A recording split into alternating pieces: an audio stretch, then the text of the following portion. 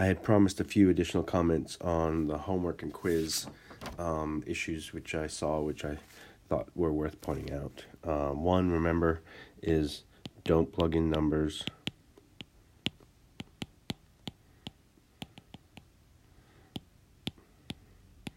Until you're done.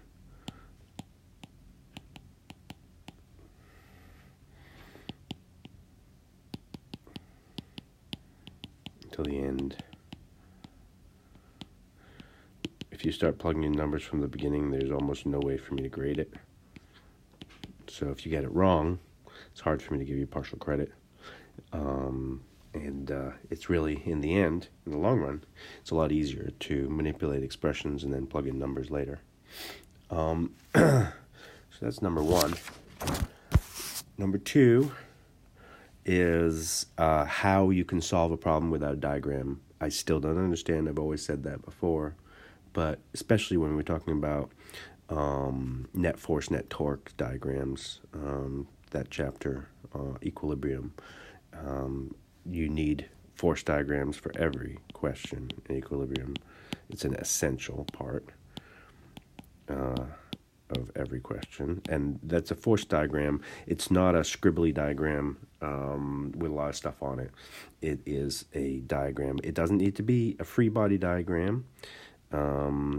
So it doesn't need to not have other stuff on it, but it must have specifically the directions of all the forces and all the forces shown.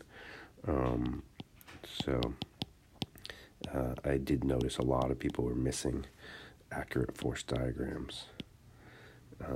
So force diagrams are essential to get any credit for an equilibrium problem. And there was a problem which had a rope and something hanging on it.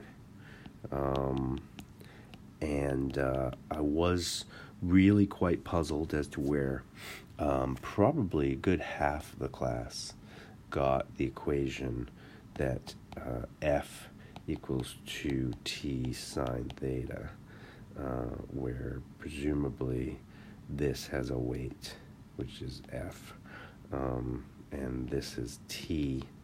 A lot of people drew this picture incorrectly as a rope that went straight across. And a couple problems here is that if you drew this as a rope that went straight across, I don't see where you could possibly get F equals 2t sine theta. And second of all, this is a non-physical diagram. This one is not physical, right? You can't hang something from a rope and have the rope be perfectly horizontal. It must sag. It must. And that's what this problem is showing, is that in order to balance the downward force, of the hanging object, there's got to be some upward force, right? And so that's going to be the upward components of tension. And each of these components is going to be t sine theta, where theta is one of these angles. I think if theta is this angle here, then the upward components are t sine theta. And so if you draw a free body diagram, or it is a free body diagram or force diagram of that point right there, the big point in the middle, you're going to get t in that direction, t in that direction, F in that direction. And again, if this is theta, then you're going to get 2t sine theta equals F from that diagram. How you can get 2t sine theta equals F without that diagram, I assume you only looked up the answer somewhere. I can't see how you could possibly get it. I'm certainly not going to say that's dishonest or cheating, but it's not going to work on an exam or a quiz. You need to show where your work is coming from. Then a number of people made some good observations about the problem with the how would your weight change at the top of a building 1 mile tall. A number of people just gave numbers that were incorrect, but a number of people recognized that in a sense there was a way to get two answers. But that's not really true. what you're not paying attention to is what the numbers mean. Okay, so the question says that if your weight at the ground is 600 newtons, then your weight at the top of a mile-high building equals what? And it wanted to know the difference between the two weights. And so a lot of people said, well, the weight at the ground is mg, which is 600 newtons, which is m times 9.8 meters per second squared, and therefore m equals 600 over 9.8 kilograms. And then they said the weight at the top of the building, let's give that weight top. Weight at the top of the building was GM ME over RE plus 1 mile squared. And if you do this, it's going to give you the wrong answer. If you do this, and if you plug in this M, it's going to give you the wrong answer. And that's because you're not paying attention to what these numbers mean. What the problem here is, using 9.8 for G. If you're using 9.8 for G at the bottom, you better be using 9.8 for G at the top. Now you might say, but G isn't in the top. Well, yes, it is. It's in the top. G is by definition, and this is the problem, is that G is not by definition 9.8 meters per second squared, but G is by definition GME over RE squared. And so that is something which is built in here. And so you better use GME over RE squared equals 9.8. And so instead of doing that, what you were doing is you're looking up ME and RE separately. And it turns out that presumably if you look up ME and RE on Google and you plug them in, it's not going to give you 9.8 here. Maybe it'll give you 9.79, maybe it'll give you 9.82, I'm not sure what, but it'll give you a different number. So it's going to end up giving you the wrong answer. Now, the correct way to do this is to never even think about G equals 9.8. And a number of people did use a derivative to do it, and that was good. But you don't even have to do that. Derivatives are good, but you don't have to do that. The correct way to do this would have been GMEM over RE squared is the weight at the surface of the Earth. It's the force due to gravity at the surface of the Earth, minus GMEM over RE plus 1 mile. That's the weight at the top of the building, and that equals the difference in weight. So now we can go ahead and recognize that this one is 600 newtons, and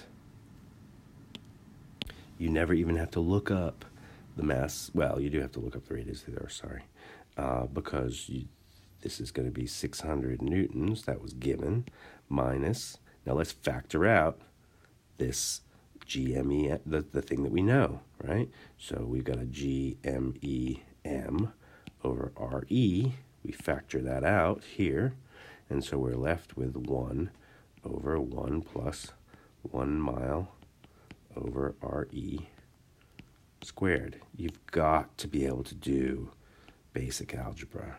That's so important. I mean, you're supposed to be able to do basic calculus, but basic algebra has to be expected in this class.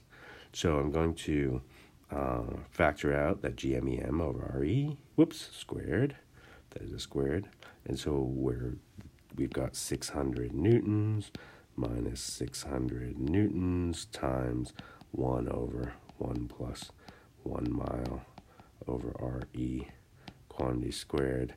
And so we still have to use the radius of the Earth. We look up the radius of the Earth, and we find that this is 0.3 newtons, this difference. Of course, the other thing was just denoting direction when you had the three masses, and making sure to be clear in that case, because I did accidentally ask what's the force on any one of them, not on each one of them. So the force on this one is going to be in that direction. The force on this one is going to be in that direction. The force on this one is going to be in that direction. They're all towards the center. So if you had just said towards the center, that's good enough. But you really should have told me which one you're talking about.